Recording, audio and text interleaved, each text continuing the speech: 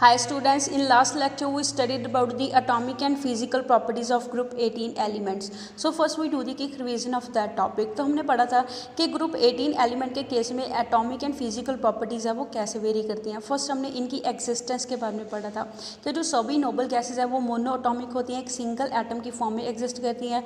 Also ये colourless होती हैं, ना ही इनका कोई ऑर्डर होता है, ना ही इनकी कोई स्मेल होती है. नेक्स्ट हमने डिस्कस करा था अबाउट द एटॉमिक रेडियाई कि इनके एटॉमिक रेडियाई को हम क्या बोलते हैं, वंडरवॉल रेडियाई बोलती है. जब हम डाउन द ग्रुप मूव करते हैं उस दौरान वंडरवॉल रेडियाई की वैल्यू इंक्रीज होती रहती है बिकॉज उस दौरान एक नया इनर्जी शेल है वो क्या होता रहता है, एडअप होता रहता है.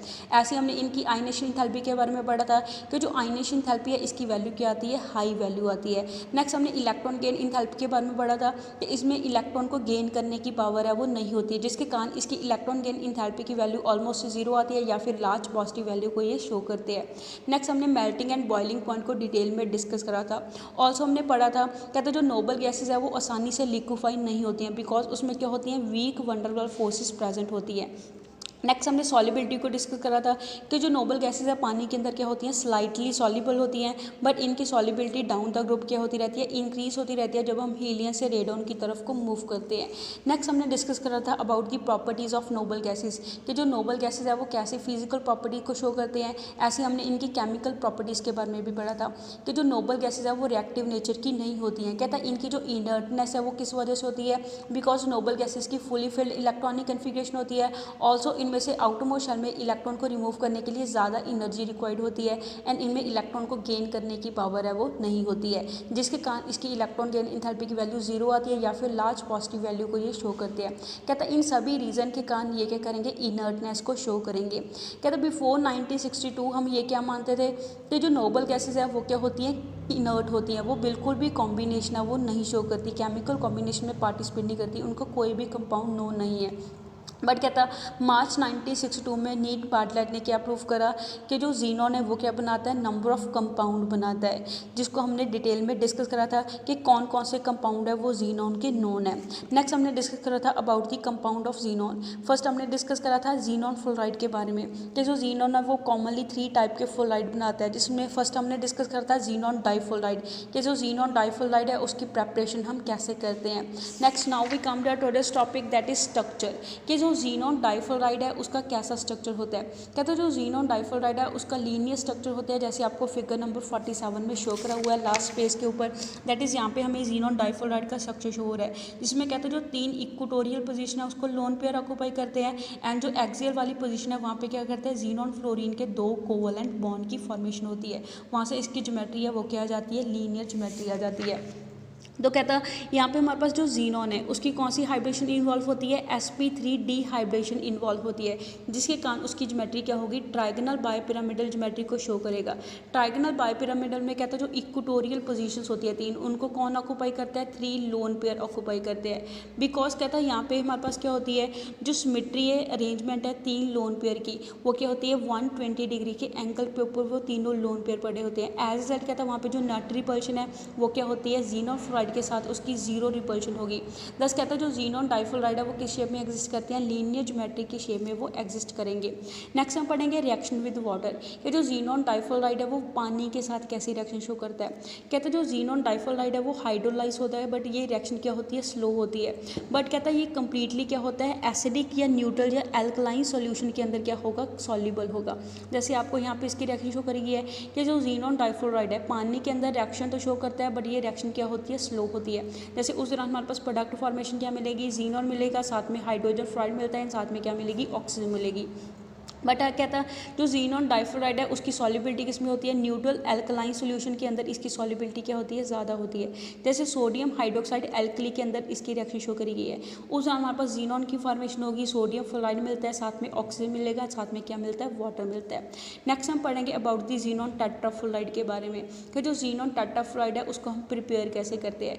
कहते हैं इसकी जो गुड यील्ड है हमें कैसे मिलती है, जब हम क्या करते हैं, मिक्सचर ले लेते हैं जीनॉन एंड फ्लोरीन का, उसको हम हीट करेंगे. उसको हीट किसके अंदर करते हैं, मोलर रेशो ले लेते हैं दोनों की 1:5 में, उसको निकल वेसल के अंदर इसके मिक्सचर को डाल के 873 केल्विन टेम्परेचर के ऊपर उसको हीट करते हैं एंड उस दौरान प्रेशर कितना होता है 6 to 7 बार प्रेशर रिक्वायर्ड होता है। कहता है तब हमारे पास क्या होगी, ज़ीनॉन टेट्राफ्लोराइड की फॉर्मेशन होती है। नेक्स्ट हम इसका स्ट्रक्चर डिस्कस करेंगे। जो ज़ीनॉन टेट्राफ्लोराइड है वो स्ट्रक्चर कैसे शो करेगा, स्क्वायर प्लेनर स्ट्रक्चर को शो करता है, जैसे आपको फिगर नंबर 48 में यहाँ पे शो हो रहा है। कहता है इसका स्ट्रक्चर क्या होता है, स्क्वायर प्लेनर स्ट्रक्चर को शो करता है। ऑक्टाहेड्रल में से 2 पोजीशन कौन ऑक्यूपाई कर लेती है, लोन पेयर ऑक्यूपाई कर लेती है। कहता है यहाँ पे जो जीनॉन है, जीनॉन सेंट्रल एटम होता है एंड उसकी हाइब्रिडेशन कौन सी होती है, sp3d2 हाइब्रिडेशन को शो करेगा, जिसके कारण उसकी ज्योमेट्री क्या आ जाती है, ऑक्टाहेड्रल ज्योमेट्री आएगी। ऑक्टाहेड्रल ज्योमेट्री में जो 2 पोजीशन है उसको 2 लोन पेयर ऑक्यूपाई करते हैं एंड बाकी के जो 4 फ्लोरीन के साथ कोवलेंट बॉन्ड बनते हैं वो किस पोजीशन के बनते हैं, एक स्क्वायर प्लेनर की फॉर्म में वो क्या बनेंगे, 4 कोवलेंट बॉन्ड की फॉर्मेशन होगी। नेक्स्ट हम पढ़ेंगे रिएक्शन विद वाटर, कि जो ज़ीनॉन टेट्राफ्लोराइड है वो पानी के साथ कैसी रिएक्शन शो करता है। कहता है यहाँ पे भी जो ज़ीनॉन टेट्राफ्लोराइड की रिएक्शन है पानी के साथ वो क्या होती है, स्लो होती है विद मॉइस्चर। कहता है मॉइस्चर के साथ इसकी रिएक्शन क्या होगी, स्लो होगी। ऑल्सो ये मिलके क्या बनाएगा, ज़ीनॉन ट्राईऑक्साइड बना लेता है। ये हाईली किस नेचर का होता है, एक्सप्लोजिव नेचर का होता है। जैसे आपको यहाँ पे रिएक्शन शो करी है ज़ीनॉन टेट्राफ्लोराइड की वाटर के साथ, उस दौरान ज़ीनॉन मिलता है, साथ में हाइड्रोजन फ्लोराइड मिलेगा, साथ में ज़ीनॉन ट्राईऑक्साइड मिलता है, ये एक्सप्लोजिव नेचर का होता है एंड साथ में क्या मिलती है, ऑक्सीजन मिलती है।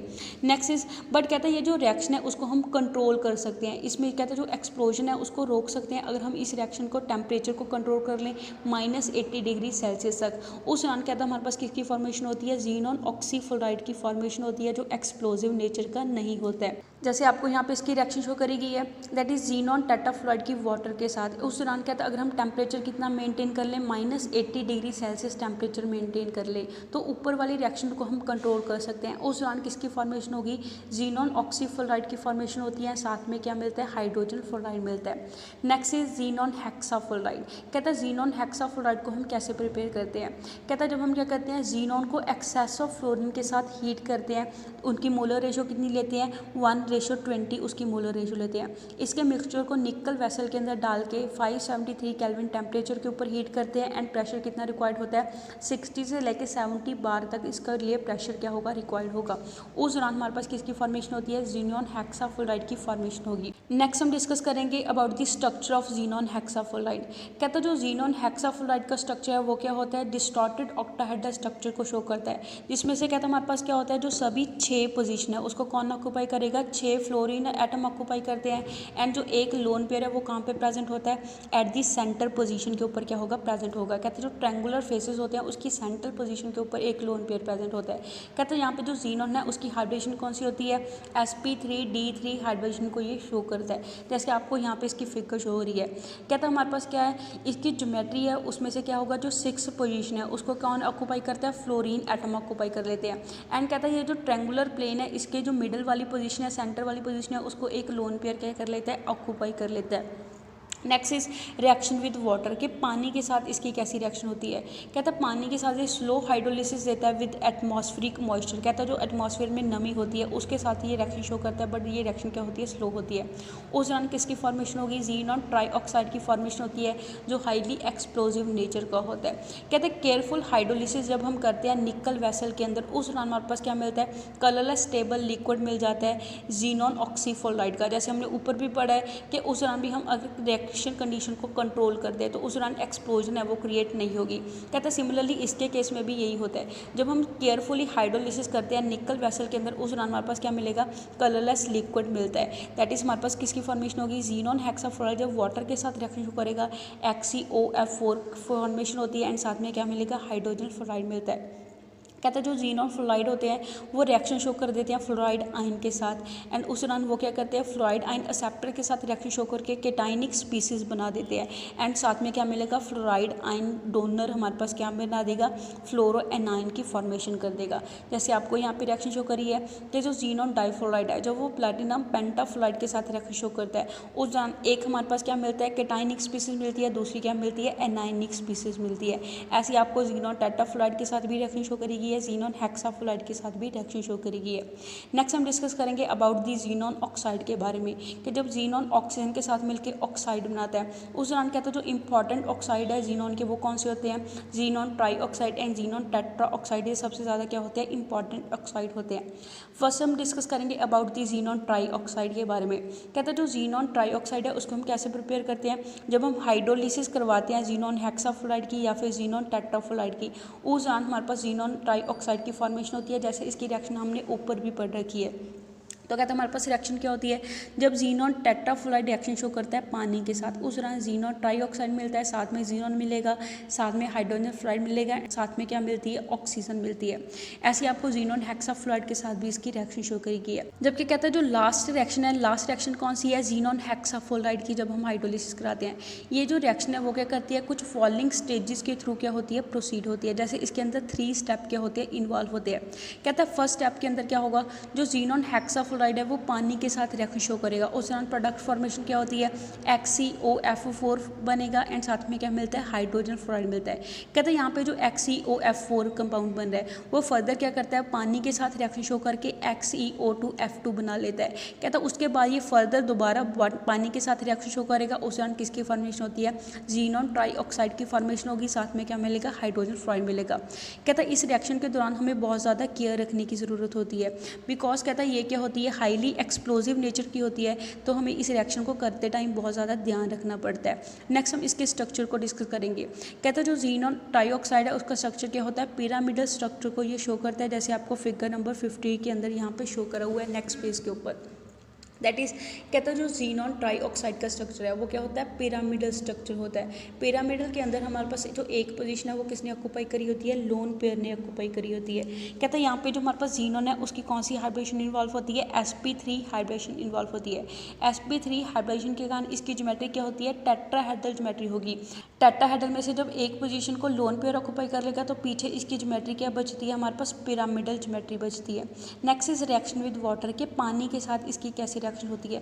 कहता है पानी के अंदर ये क्या होता है, सॉल्युबल होता है एंड क्वाइट स्टेबल होता है एक्वस सॉल्यूशन के अंदर, जबकि कहता है ये एक्सप्लोड हो जाता है जब ये क्या होता है, ड्राई होता है, सूख जाता है, उस दौरान ये एक्सप्लोजिव नेचर की तरह बिहेव करता है। नेक्स्ट इज कहता है जो जीनॉन ट्राईऑक्साइड है वो एक्वस एल्कली के साथ भी रिएक्शन शो करता है, उस दौरान किसकी फॉर्मेशन होती है, हाइड्रोजन जीनेट आयन की फॉर्मेशन होती है। कहते हैं जो स्लोली क्या हो जाती है, डिस्प्रोपोर्शनेट रिएक्शन शो करके हमारे पास क्या देगी, जीनॉन देगी एंड साथ में क्या मिलता है, पर जीनेट आयन की फॉर्मेशन होगी, जिसमें कहता है जो जीनॉन है वो कौन सी ऑक्सीडेशन स्टेट को शो करेगा, +8 ऑक्सीडेशन स्टेट को शो करता है। जैसे आपको यहाँ पे इसकी रिएक्शन शो करेगी है, जब कहते हैं जो जीनॉन ट्राईऑक्साइड है एल्कली के OH नेगेटिव के साथ रिएक्शन शो करता है, उस दौरान हमारे पास किसकी फॉर्मेशन होती है, हाइड्रोजन जीनेट आयन की क्या होगी, फॉर्मेशन होगी। कहते हैं जो हाइड्रोजन जीनेट आयन है वो फर्दर क्या करेगा, एल्कली के साथ रिएक्शन शो करके डिस्प्रपोर्शनेट रिएक्शन शो कर देता है। तो डिस्प्रपोर्शनेट रिएक्शन में क्या करता है, वो डिफरेंट ऑक्सीडेशन स्टेट को क्या करता है, शो करता है दो डिफरेंट प्रोडक्ट के अंदर। जैसे हमारे पास परजीनेट आयन है, परजीनेट आयन के अंदर वो +8 ऑक्सीडेशन स्टेट को शो करेगा, जबकि जीनॉन के अंदर वो 0 ऑक्सीडेशन स्टेट को क्या करता है, स्लो करता है। कहता है ये जो परजीनेट सॉल्यूशन है वो येलो कलर का होता है and as a powerful oxidising agent ये बिहेव करता है।